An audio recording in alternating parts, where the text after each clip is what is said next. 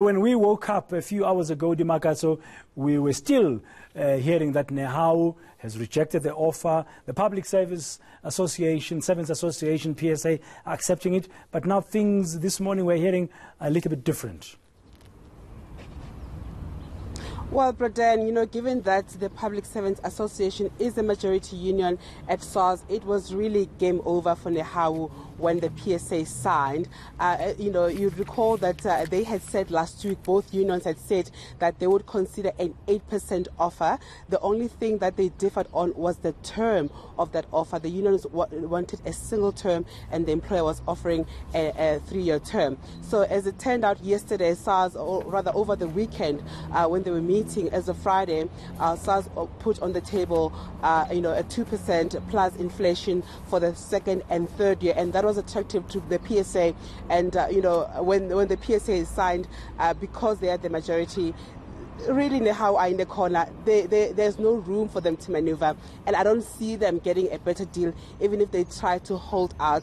You would recall also that they said on Friday that they were going back to work to do consultations. They posted meetings over the weekend, so there's really no hope for them getting a better deal. They are between a rock and a hard place. They are forced to sign. I spoke to Sars this morning and I asked them, what's going to happen if Nehawu decides not to sign today? And the person I spoke to, Mr. Musekwa at Sars, said to me, they have no choice, and there is no way that Sars is going to give a better deal than what they have at the moment. Okay, Alberton there is one of those main centers of Sars in Gauteng, at least.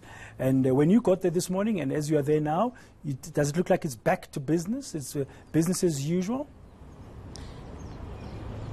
It's definitely business as usual. Cars have been trickling in, workers going in. The center will be open in just over an hour. I must say we're not at the biggest center. We are at there are 2 branches of Sars here in Alberton. We are at the smaller one. The other one is in a mall, so we'll go there as soon as that opens. But here behind me, as you can see, cars going in. It seems like it's a normal business. As of yesterday, workers were back at work. They were called for an hour or so to go consult with the union, but they were literally back at work as they had said on Friday. So we'd expect everything to be back to normal. Just to remind our viewers about the offer that was made to SARS employees, it is an 8% offer for this year, kicking off from yesterday, the 1st of April. The next offer for next year is inflation plus 2%. For 2021, inflation plus 2%. They're getting 8 days for prenatal leave and vaccination leave, and they're getting 5 days for family responsibility leave in a 2-year cycle. They're also getting increases for long-term service.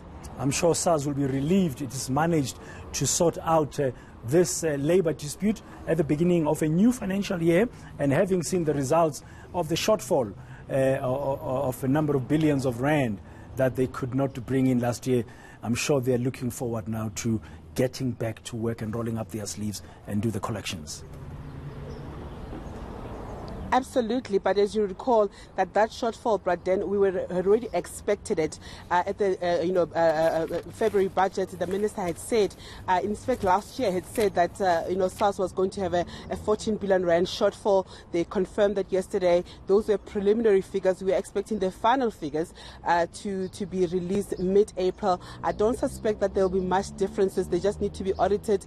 We will see if the last 2 days really of March had any difference. You recall the strike last week started on Thursday, Thursday and Friday. We'll see if there was any difference, but I suspect the difference won't be that much. You know what I mean? So what we saw yesterday was exactly what we had expected from what the finance minister had said in terms of the shortfall. Okay, looks like it's back to normal, back to business at SARS. We'll let you go now to the mall, to the biggest center in Alberton, just to check out what's happening there. Thank you very much, Dimakatso Thugwana, out and about in Alberton as we follow up and closing the loop on that SARS strike story. Well, it looks like it's done and dusted. Nehawu, the smallest or the minority union at SARS, is expected rather to be signing the deal at about 10 o'clock this morning. Partner?